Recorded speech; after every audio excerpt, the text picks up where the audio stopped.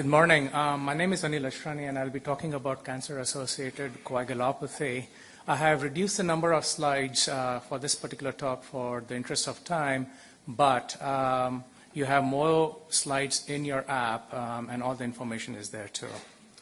I have no financial disclosures to disclose. So there is a close link between cancer biology and the coagulation cascade. And this is mainly more so because of aberrant expression of tissue factor on the cancer cells, which can lead to the activation of the coagulation cascade and the generation of thrombin. In addition, cancer can lead to an inflammatory response, which too activates the coagulation cascade, leading to thrombin generation. And as Dr. Haidt mentioned in his talk earlier, there is a significant association between cancer and venous thrombosis. Cancer is also associated with arterial thrombosis, but in addition to that, it can be associated with DIC or ICF, as well as hyperfibrinolysis because of the activation of the coagulation cascade. In addition to the activation of the coagulation cascade, cancer can lead to an immune response or an immune dysregulation, and that can lead to inhibitor formation to coagulation factors 8, factors 5, as well as a von Willebrand factor, leading to deficiencies of these factors. Now, the treatments that we use for the management of cancer can also be leading to coagulopathy, and that could either be because of the depletion of coagulation factors as well as regulatory protein that are responsible for prevention of thrombus formation, like in L-asparagine. Drugs like gemcitabine can perturb the endothelial cells and lead to drug-induced thrombotic microangiopathy. And in addition to that, agents like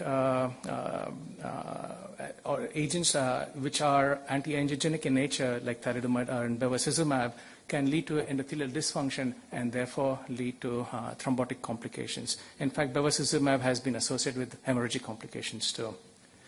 And medications that are used commonly in patients with malignancy can also interfere with platelet function, either by activating it or inhibiting it. For example, individuals who are on heparin and have an underlying malignancy can also certainly develop heparin-induced thrombocytopenia.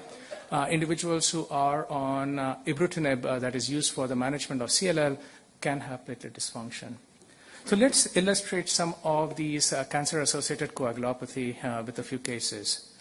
So this is a 59-year-old female who had stage 3 ovarian adenocarcinoma, for which she underwent tumor debulking and received 2 cycles of paclitaxel and carboplatinum. She then received influenza vaccine because this was the month of October, and soon after that developed severe pain and extensive ecchymosis in that arm that extended from the deltoid region down to the wrist area. And her hemoglobin dropped significantly by about 3 grams per deciliter. So the basic coagulation profile was performed, and her prothrombin time was within the normal reference range, but her APTT was markedly prolonged. So going over what Dr. Nichols had talked about earlier, we did our algorithm for the prolonged clotting time, and so the APTT was prolonged. We did equal 1:1 equal volume mix, and that did not completely correct, thus suggesting there is an inhibitor. So we went ahead to try to sort out what might be the inhibitor. She was not on any anticoagulants. We did a lupus inhibitor screen that was negative. And we did the factor 8 assay that was markedly decreased, and we then proceeded with doing an inhibitor assay, and she had an inhibitor titer of 7 Bethesda unit. So acquired factor 8 inhibitor, which is also called as acquired hemophilia A, is a very rare condition. It affects about 1.5 individuals per million per year. And it is seen predominantly more so in the older individuals, and the median age at the time of diagnosis is about 74 years. About half of these acquired factor VIII inhibitors are idiopathic, but in those who there is an association, about 12% of it is associated with an underlying malignancy.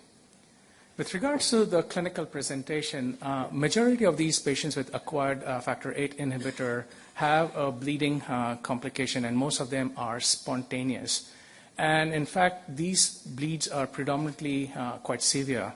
And in contrast to the congenital hemophilia A, where most of the bleeds are intra-articular or joint bleeds, here it's predominantly more so soft tissue bleeds, deep muscle bleed, subcutaneous bleeds, as well as retroperitoneal bleed. There's significant morbidity and mortality associated with acquired factor VIII inhibitor, and the mortality at the end of follow-up of these individuals is close to 30%. And the median time to death after the diagnosis of an acquired factor VIII inhibitor is about 75 days.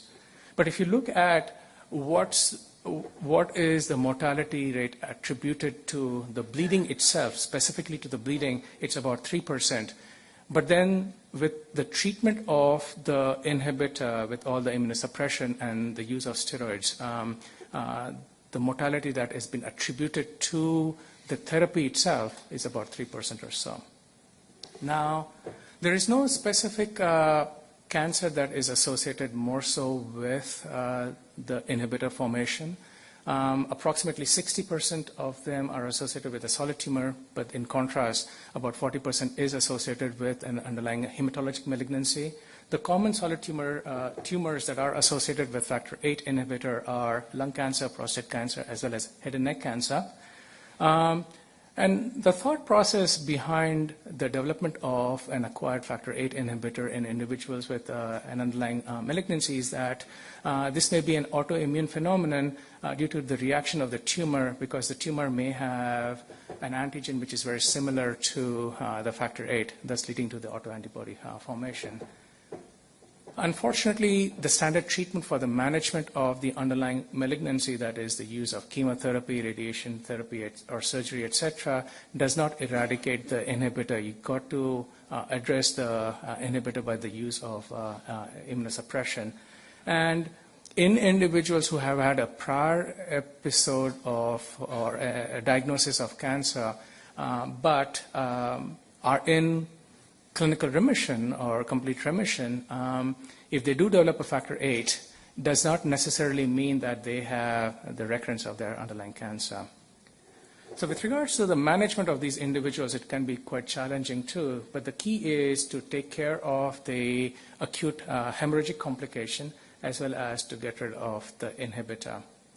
Now, with regards to the management of an acute bleed, the important thing is to use a hemostatic agent. And fortunately, the hemostatic agents, the first one that has been typically used for them, usually takes care of these bleeds. The bypassing agents like recombinant factor VIIa as well as the activated prothrombin complex concentrate, that is more so effective as compared to using the factor VIII replacement product, something like DDAVP or factor VIII. So the choice predominantly should be the use of a bypassing agent. With regards to the complication rates with the use of the bypassing agent, both recombinant factor VIIa as well as the activated prothrombin complex concentrate have similar risk of thrombotic complications. Now, with regards to the eradication of inhibitor for long-term management of these individuals, there have been studies that have looked at the outcomes of steroid-only regimens, with the use of cyclophosphamide as well as rituximab-based regimens, which include a combination of rituximab and steroids or rituximab, cyclophosphamide, and steroids. And the bottom line is, with regards to the combination between steroids and cyclophosphamide, the response rates are excellent, are better than steroid alone. However, there are more adverse effects or events associated with this particular combination, and the mortality between the three groups is no different. If you look specifically with regards to the long-term outcome with regards to when they were finally followed up, yes, the complete remission rates associated with the combination of cyclophosphamide and steroids is significantly higher as compared to steroid alone. However, no survival advantage and is noted in this particular group. So typically, we suggest using steroid alone for the management of this problem. So going back to our case, so for the management of her acute bleed, we had to first of all transfuse her with packed red blood cells because of the significant drop in her hemoglobin. In addition to that, she received the activated prothrombin complex concentrate, the fiber, and that did take care of her acute bleed. Her hemoglobin stabilized. For the management of her inhibitor, she was treated with prednisone at this dose for about a month, followed by a slow taper. And it took approximately 5 months for her factor VIII level to go up to the normal range and for the inhibitor to become negative. Going to our second case, this is a 51-year-old female who does not have any prior personal or family history of a bleeding disorder. She was noted to have iron deficiency, and further workup revealed that she has celiac disease. But in addition to that, she had GI bleeding. And workup of the same revealed that she had jejunal AV malformation, for which she underwent small bowel resection. However, despite that, she continued to have recurrent GI bleeding, and despite being on a celiac-free diet, she continued to be iron deficient. But she did endorse that she had a 3-year history where she had, for the prior 3 years, had been having issues with frequent epistaxis and was having unexplained bruises without any apparent trauma. And she had, more prolonged bleeding with minor nicks and cuts. So basic coagulation profile was done. Her APTT was marginally prolonged. That corrected on equal volume mix. And we did the von Willebrand disease profile, and that showed that she had low von Willebrand factor antigen activity as well as the coagulation factor VIII activity. And reflexly, the multimer analysis was performed, which revealed a normal distribution of the von Willebrand factor multimers. And we also did testing to look for any neutralizing antibody by doing this resuscitant inhibitor screen, which too was negative. Additional workup revealed that she had a small IgG lambda monoclonal paraprotein, and thus making the diagnosis of MGUS. So, as Dr. Chen had mentioned earlier, there are different mechanisms for the onset of acquired von Willebrand syndrome. It can certainly be because of autoantibodies, which can be a non-neutralizing antibody, and that's the more common phenomenon or a scenario where it leads to enhanced clearance of the von Willebrand factor. However, in small percentage of people, you have a neutralizing antibody which can lead to inhibition of the binding of the von Willebrand factor to the platelets or to the collagen.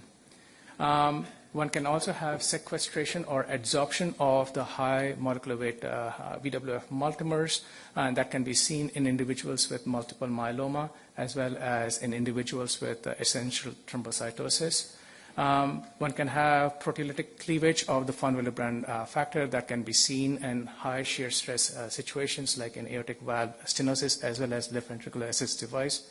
But in individuals with pancreatitis cirrhosis, as well as in acute leukemias, you can have proteolytic cleavage of the von Willebrand factor.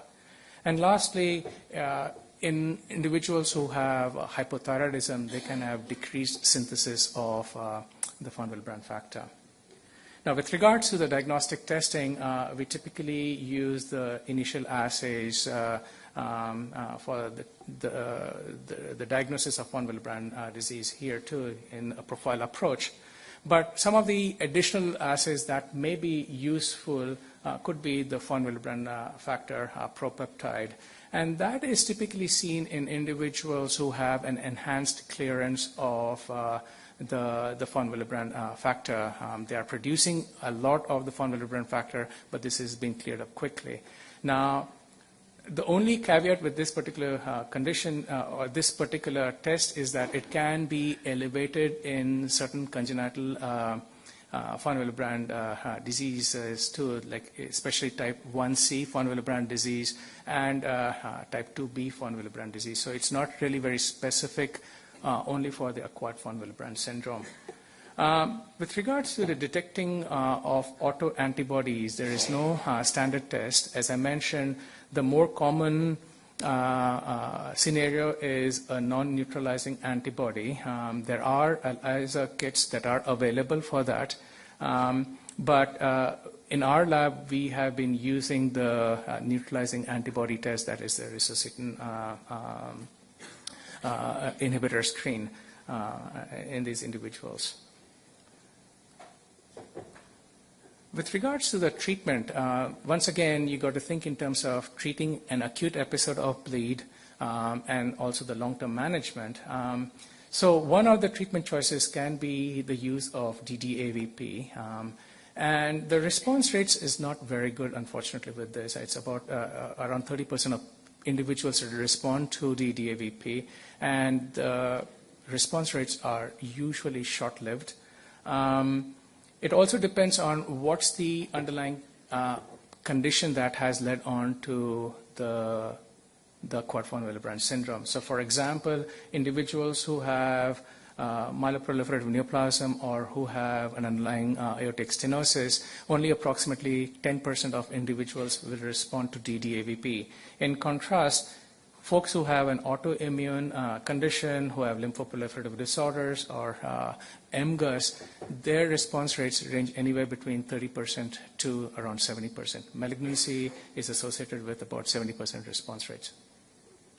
One can also use von Willebrand factor containing concentrates. Once again, here too, the half-life is short. And especially in individuals who have autoantibodies, like what one would expect in MGUS. One can also use IV immunoglobulins. This is more so effective in individuals with IgG-associated MGUS, which is associated with the acquired von Willebrand syndrome. But is not as very effective in individuals with IgM MGUS. The peak response rate is typically seen in about 4 days, and it can last for up to 21 days. One can also consider doing plasmapheresis in individuals who have autoantibodies or in paraproteinemia, especially when they have life-threatening bleeds. Individuals who have myeloproliferative neoplasm, they can undergo platelet pheresis for an acute bleed, which is life-threatening, so as to bring down the platelet count quickly. Antifibrinolytics have also been used for the management of mucocutaneous bleeds. What about long-term management of acquired von Willebrand syndrome? The treatment of the underlying condition that is leading on to the acquired von Willebrand syndrome is quite important. So the response rates for the treatment of acquired von Willebrand syndrome that is associated with lymphoproliferative disorder or multiple myeloma has been reported to be anywhere between 35% to 70%. With myeloproliferative neoplasms, if you can treat the underlying MPN, that is very effective in improving the von Willebrand profile. However, individuals who have MGUS, they are not very sensitive to the typical or the previously typically used treatments for multiple myeloma. It's mainly more so because the standard treatments, or at least the steroids, were not really very effective in getting rid of the slowly proliferative plasma cells. However, there is a case report of the use of bortezomib in an individual with acquired von Willebrand syndrome who was having significant GI bleeding, and that did take care of the GI bleeding. So in our patient, prior to knowing that she had an underlying MGUS, and because she was undergoing a surgical procedure, we did a DDAVP trial. And with the DDAVP trial, she did have a slight improvement in her von Willebrand profile. However, it did not reach to the level where it would be adequate for hemostasis. Furthermore, within 4 hours, her factor levels went back to the baseline. So it was not really very long-lived. After we knew that she had MGUS, we gave her 1 dose of IV immunoglobulin, and with that, within 10 hours, her von Willebrand profile normalized. It peaked at about 4 or 5 days, and the effect, the von Willebrand panel was still in a reasonable range at the end of 21 days. So moving on to the third case. So we saw a 54-year-old gentleman who had stage 4 peripheral T-cell lymphoma, and there was an extensive liver involvement leading to markedly elevated bilirubin. So for that, he was treated initially with 2 cycles of gemcitabine, solimedrol, as well as cisplatin.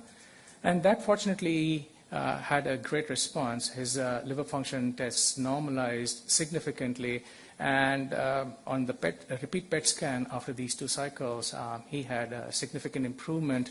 Although this was not a completely should I say, this was more of a mixed response because there were some skeletal lesions that were new and were not seen previously.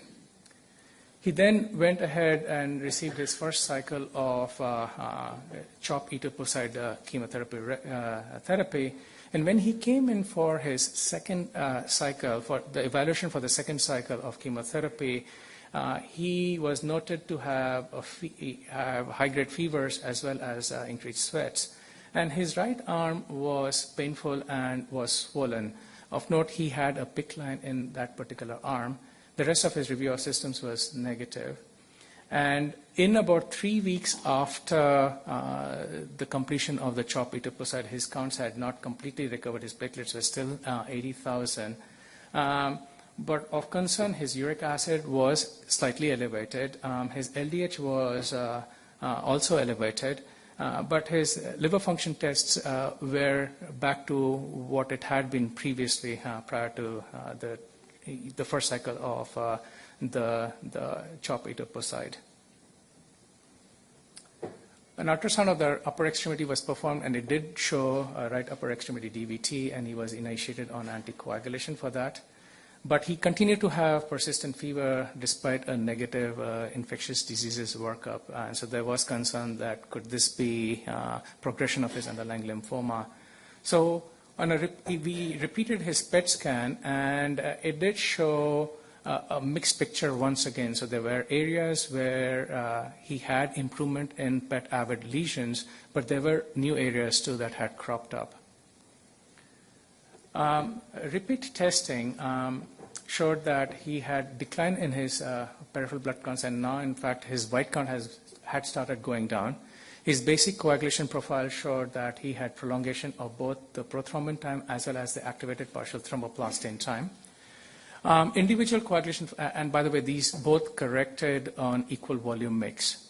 So individual coagulation factors were performed, and all of them were low except for coagulation factors 7 and 8.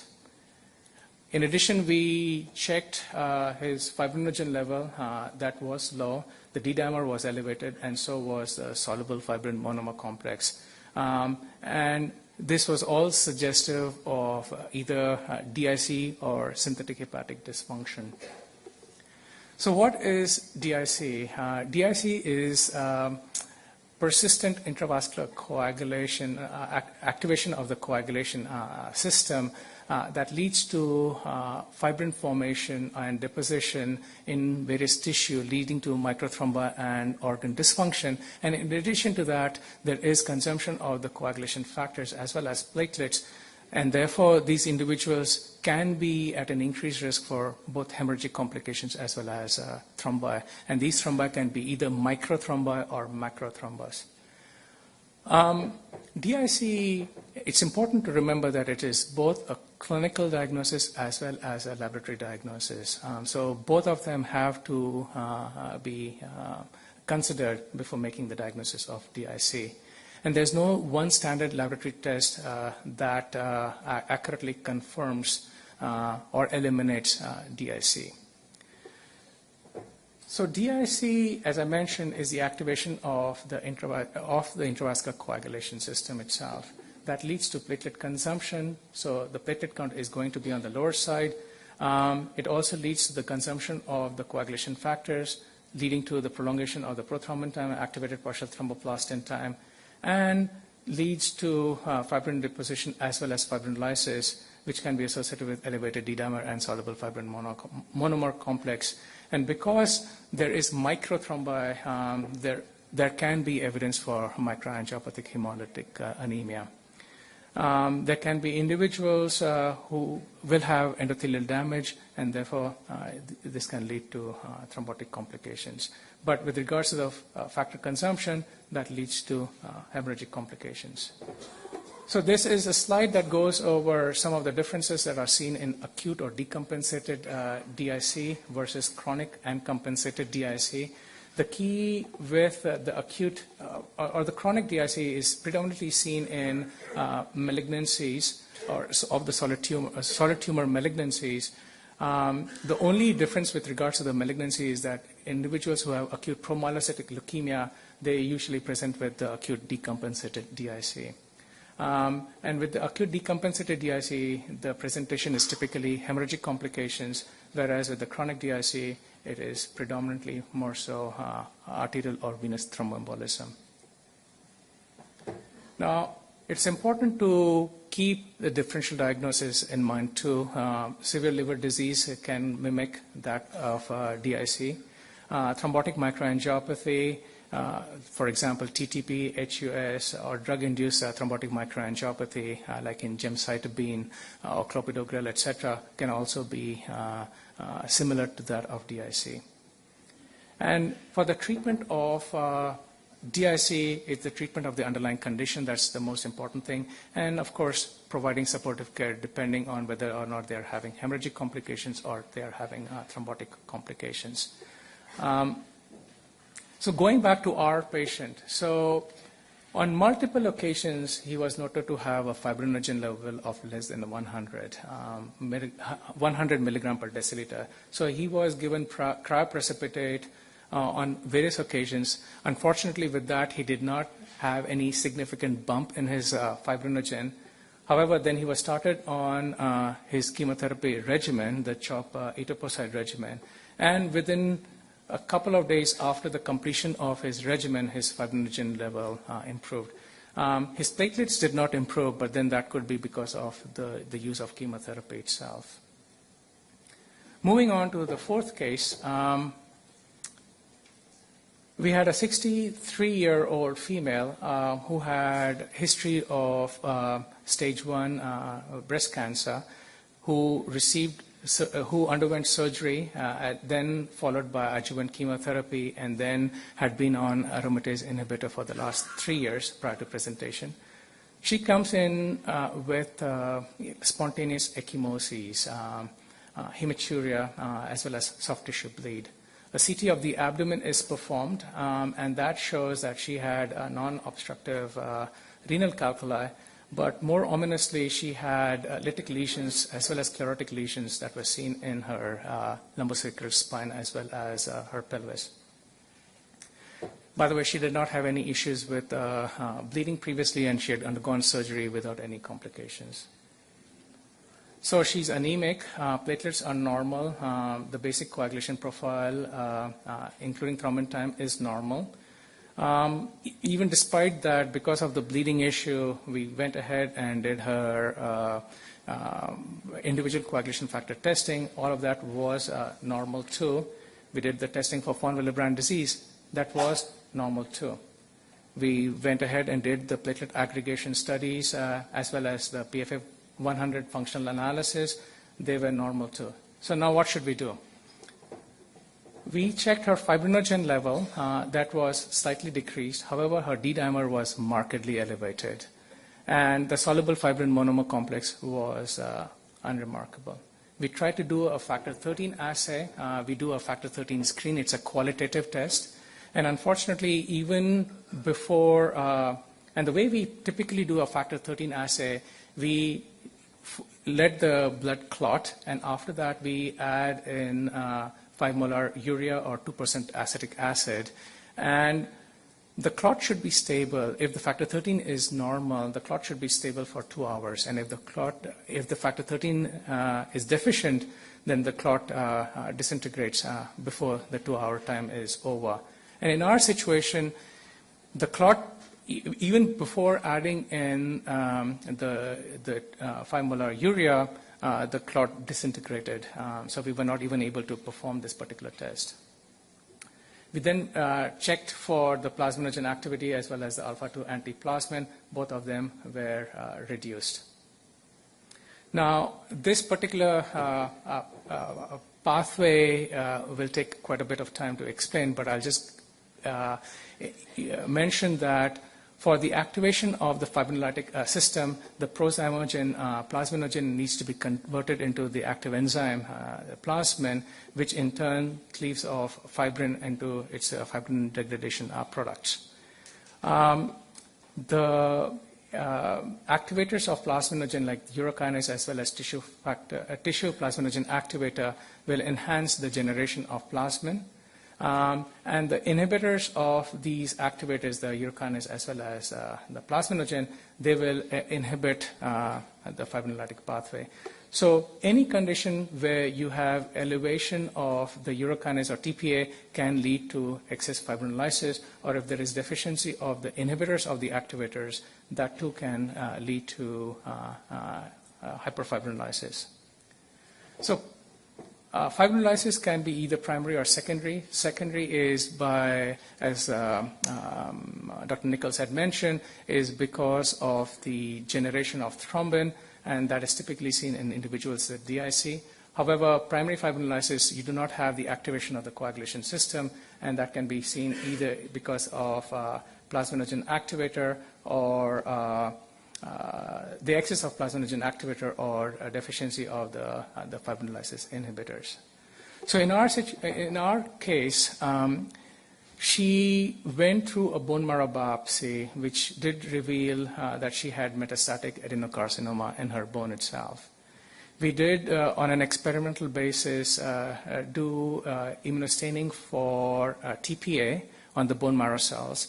And basically, the TPA, there was a significant expression of TPA in the ER/PR positive cells, suggesting that this might have been a TPA producing tumor. In fact, we also went ahead and got a TPA antigen checked in a reference lab, and that was markedly elevated. So she had issues with significant bleeding after the bone marrow biopsy, requiring blood transfusion as well as infusion of Amicar.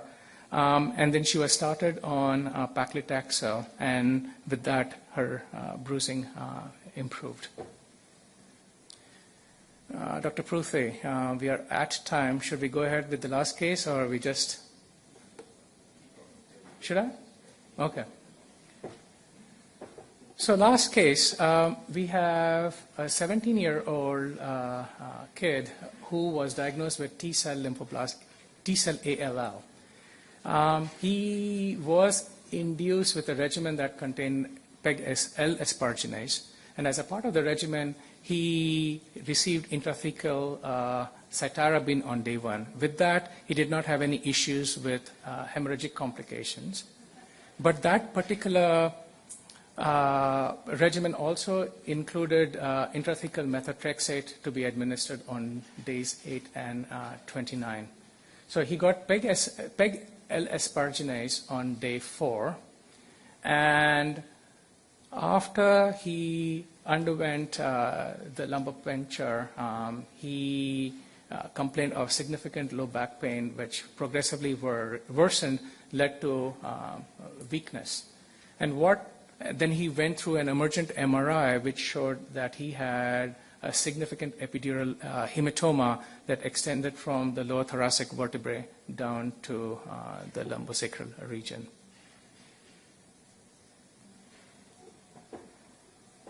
So prior to the initiation of chemotherapy, he was noted to have a decreased platelet count and prolongation of the prothrombin time. Just prior to the lumbar puncture, while he had received a little bit of chemotherapy, his platelets had normalized, but we did not check his coagulation parameters. He then went through lumbar puncture, had the hematoma, and after that had his coagulation parameters checked. And with that, he was noted to have a significant prolongation of the prothrombin time, activated partial thromboplastin time, and had a very low fibrinogen level.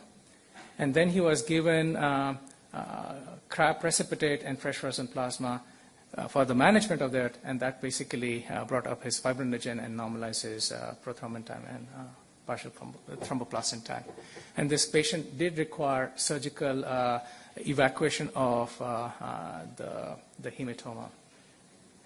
He also got crab precipitate on a number of occasions, and that helped bring it up transiently, but would go down.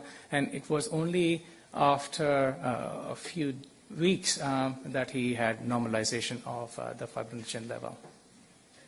So L-asparagine is known, it basically catalyzes the hydrolysis of L-asparagine into L-aspartic acid, leading to all the problems with regards to protein synthesis. And because of that, individuals can have a drop in their fibrinogen, in some of the coagulation factors, as well as a drop in the antithrombin level. L-asparagine has been associated with low fibrinogen level, but it has also been associated with hemorrhagic complications, but it has also been associated with thrombotic complications, especially because of the drop in the antithrombin levels. The risk of thrombosis is mainly more so because of the drop in the antithrombin activity, and this is dependent on the age. The pediatric population hardly sees thrombotic complications, but this is seen predominantly more so in adults. If individuals have a chronic indwelling venous catheter, that certainly can increase the risk for thrombotic complications. The concomitant use of oral contraceptive pills. If prednisone is used, that also increases the risk of thrombotic complications. And if they have other inherited thrombophilias, that too can be associated with the thrombotic complications. So the important thing is monitoring individuals closely when they are on L-asparagine. So we should think in terms of getting the baseline coagulation parameters, and if there are any abnormal, that should be further tested. And once they have received L-asparagine, they should undergo cetal testing for the coagulation parameters, and that can be performed for about a week or so if they're on the native L-asparagine, but up to 3 weeks if they are on PEG L-asparagine.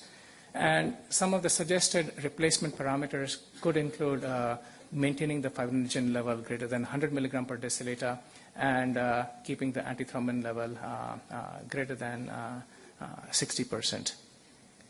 In summary, there can be a number of coagulopathies that can be associated in individuals with cancer. It can be either asymptomatic, but can present as either bleeding or thrombosis.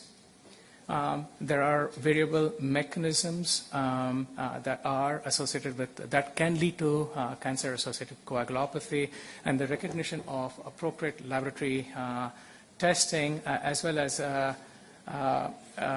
recognizing that these entities occur is quite important for the appropriate management of these patients. Thank you.